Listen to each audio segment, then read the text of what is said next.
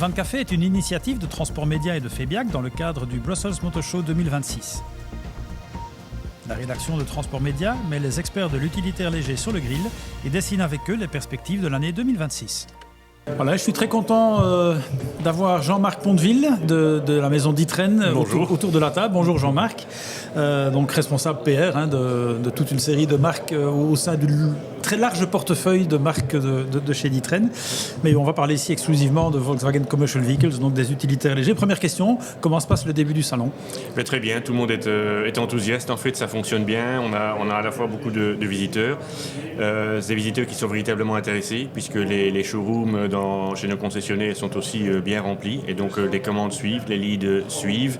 Et même les souvenirs du shop trouvent preneur, donc tout va vraiment bien. C'est très bien. On va d'abord jeter un tout petit coup d'œil en arrière vers l'année 2025, une année où il y a eu un léger recul de la part de marché chez Volkswagen Commercial Vehicles, et peut-être pas tellement du côté de la gamme lourde. Le Crafter s'est vraiment très très bien maintenu. Il y a eu un léger recul du côté des gammes intermédiaires et légères. Donc le Caddy et le Transporteur, ça s'explique comment ça ? Alors c'est un recul qui était attendu, qui est assez logique par rapport au marché global. Donc on a un petit retour en arrière. On prévoit aussi à plus long terme une grande stabilité en fait dans le marché des utilitaires. Alors c'est lié tout simplement en fait aux arrivages des nouveautés et éventuellement aux arrivages qu'il peut y avoir à la concurrence. Donc à un moment donné, effectivement, le marché varie un tout petit peu. On prévoit à l'avenir pas de gros mouvements ni à la hausse ni à la baisse. Donc ce sera plutôt le mot d'ordre de stabilité. C'est vrai que 2025, c'est aussi la première année complète du nouveau transporteur dont les versions sont arrivées au fur et à mesure sur le marché. Progressivement, voilà. Et donc avant d'avoir un portefeuille complet, effectivement, ça met toujours un petit peu de temps. Donc voilà, il y a un petit délai, disons, entre l'arrivage et les ventes. Alors, on va peut-être zoomer un tout petit peu sur les ventes de véhicules électriques, d'utilitaires légers électriques. Quelle est aujourd'hui la part de marché des véhicules électriques, des utilitaires électriques dans les ventes de commercial vehicles ? Alors elle est vraiment marginale pour le moment, donc on parle vraiment de quelques pourcents, puisque chez nous c'est essentiellement l'ID Buzz qui est quand même le van le plus sympathique du marché, mais en électrique effectivement ça reste relativement marginal. Je pense qu'effectivement il y a une série de conditions qui devraient être présentes pour que ça puisse décoller. On remarque aussi une grande habitude au diesel. C'est effectivement autour du diesel qu'on vend le plus et ça reste comme ça. L'essence prend une petite part, on est à peu près à 12%, mais tout le reste là, plutôt pour les diesel. gammes plus légères alors. Plutôt pour les gammes plus légères, effectivement. Donc on sait clairement que c'est l'avenir. Mais on sait aussi et on constate que ça mettra du temps pour y arriver.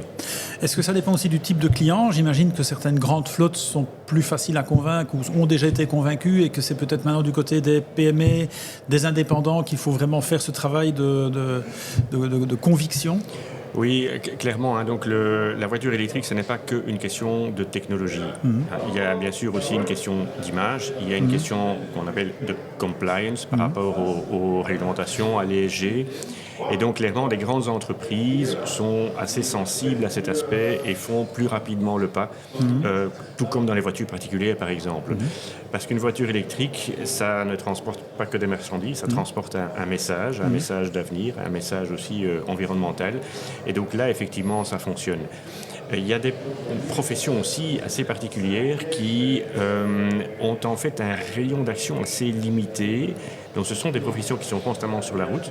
Je pense par exemple à un électricien, à certaines fonctions de dépannage par exemple. Donc ils ne vont pas très loin. Donc le business est tout à fait compatible avec une voiture électrique. Mais effectivement, la voiture est encore plus chère et il y a relativement peu d'incitants pour passer à l'électrique actuellement. On en a encore perdu un à la fin de l'année dernière, malheureusement, avec la suppression d'une déductibilité fiscale. Mais si on prend par exemple, parler d'un électricien qui travaille à Bruxelles, est-ce qu'il a encore une raison d'acheter un véhicule à moteur thermique aujourd'hui ? En 2030, il ne pourra plus rentrer à Bruxelles avec. Un électricien, évidemment, il fera encore une meilleure pub. Voilà. Oui, dans le cas de l'électricien, évidemment, ce serait tout à fait indiqué d'avoir une voiture électrique. Et non, effectivement, il y a l'accès à certaines villes, aux zones de basse émission, qui n'est plus toujours possible pour certains anciens véhicules diesel ou essence. Et donc là, l'électrique a tout son sens, effectivement. Et donc, on voit que certaines professions y trouvent un réel intérêt. Et à ce moment-là, des solutions comme l'ID-Bus sont tout à fait indiquées. Mais est-ce que le message percole chez justement ces clients-là que, par exemple, en 2030, c'est terminé pour les moteurs thermiques à Bruxelles ? Alors, c'est un autre problème qui est le même un peu partout en Belgique, c'est la confusion en fait, qui est née des changements de réglementation. Et ces changements donnent effectivement des perceptions assez différentes, et donc ce n'est plus très clair. Donc maintenant, d'une manière générale, on se dit voilà, les clients entreprises achètent électrique, les clients particuliers achètent essence, et les clients des véhicules utilitaires diesel. Mais malgré tout, l'incertitude à long terme est une véritable problématique, et on l'entend ici tous les jours sur le stand. Ah oui. Alors justement, le stand, un très beau stand bien séparé des autres marques. Donc Volkswagen Commercial Vehicle, c'est vraiment considéré comme une marque tout à fait à part au sein du portefeuille de chez D'Ieteren. Beaucoup de véhicules. Quelles ont été les raisons qui vous ont poussé à choisir tel ou tel véhicule? Comment est-ce que le stand a été composé en fait? Alors le stand est composé sur base de ce qui est le plus demandé, le plus vendu, et de temps en temps alors une nouveauté, donc quelque chose qui arrive vraiment sur le marché. Évidemment, c'est compliqué quand on a une gamme aussi étendue, hein, du caddie au crafter. On a un transporteur et sans oublier le pick-up, évidemment. Et alors, bien sûr, il y a la Maroc qui est toujours là et qui attire. Et donc, effectivement, il faut pouvoir arriver à montrer tout.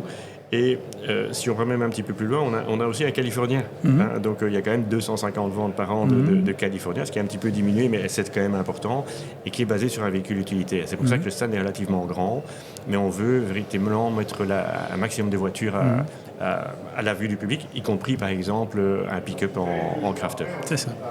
Alors, si on se projette un peu dans l'avenir maintenant, 2026-2027, qu'est-ce qu'on peut attendre comme nouveauté du côté de Volkswagen Commercial Vehicles? Alors, il y a pas mal de développements en fait, qui vont arriver. Si on regarde vers 2027, on devrait avoir à ce moment-là un nouveau crafter. Ça, c'est une première chose. Dans les autres gammes, il y aura des développements, peut-être plutôt des développements techniques. On sait que les batteries s'améliorent constamment. Volkswagen travaille aussi sur une grande plateforme typiquement utilitaire pour des voitures électriques, donc de façon à avoir davantage de flexibilité et pouvoir construire différentes voitures dessus. Il y a une demande assez particulière chez Volkswagen concernant les véhicules à transmission intégrale, donc les 4x4. Donc c'est pour des spécialistes. Hein, donc nous développons notre expertise dans ce domaine-là aussi. Et alors, ce que nous allons faire surtout en Belgique, c'est développer les centres d'expertise avec les van centers. Hein, donc on a 37 van centers en Belgique qui sont vraiment des endroits où on parle entre spécialistes de l'utilitaire. Et donc là, les services vont encore se développer pour pouvoir, à côté de la voiture, donner une véritable assistance aux professionnels. Donc ça, c'est ce qui nous attend pour les années à venir. Et alors, petite anecdote aussi, je viens de demander à mes collègues qui se trouvaient sur le stand, en termes d'évolution, on voit que la boîte automatique devient pratiquement majorité, puisque dernièrement, à peu près 80% des voitures ont été vendues en automatique.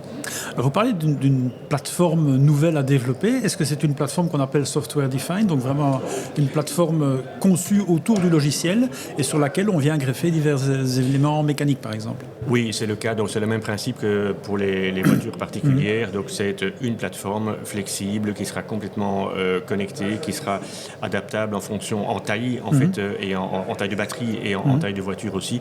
Donc en fait, c'est une plateforme qui va permettre de construire toute une série de voitures pour avoir d'une part des économies d'échelle, davantage aussi de poids par rapport aux fournisseurs de batteries, de façon à pouvoir effectivement garder des prix intéressants. Mais donc ça, c'est absolument essentiel. C'est comme ça qu'on travaille maintenant à tous les niveaux. Et ça, c'est un développement 100% Volkswagen. 100% Volkswagen, oui, exactement. Donc ça, mais qui pourra par exemple servir si un futur... Est-ce que le futur crafter est déjà développé sur cette base-là?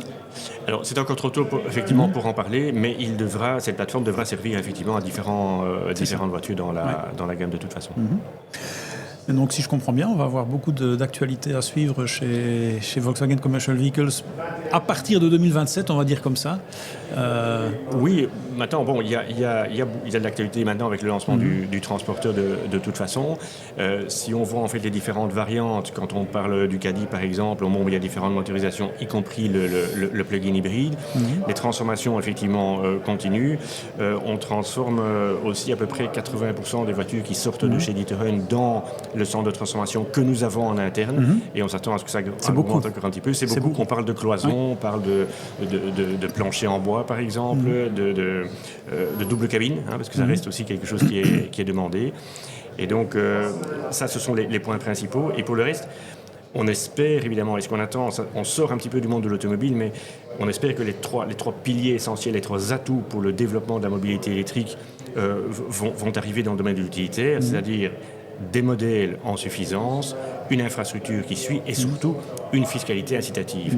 On le voit, ça marche très bien dans les voitures de société, mais du côté utilitaire, là, ça se fait un petit peu On est un peu en attente de soutien. On est en attente. Mais ce qui est intéressant à voir, c'est que la Belgique a une fiscalité très intéressante, intelligente, et quand les trois éléments, les trois atouts sont là, ça marche. Et on a même cité un exemple par l'Europe. On a même cité un exemple. Ce qui n'arrive pas souvent. Tout à fait. Non, voilà. Donc c'est possible, mais ces trois éléments, ces trois piliers sont absolument indispensables et c'est grâce à ça qu'on arrivera à développer la mobilité électrique, y compris dans l'utilitaire, parce que les clients sont en bonne partie demandeurs, de toute façon. Eh bien, Jean-Marc Ponteville, merci d'avoir ouvert ces perspectives sur l'évolution de l'utilitaire avec nous. Merci. Et bonne fin de salon. Merci beaucoup. Au revoir. Au revoir.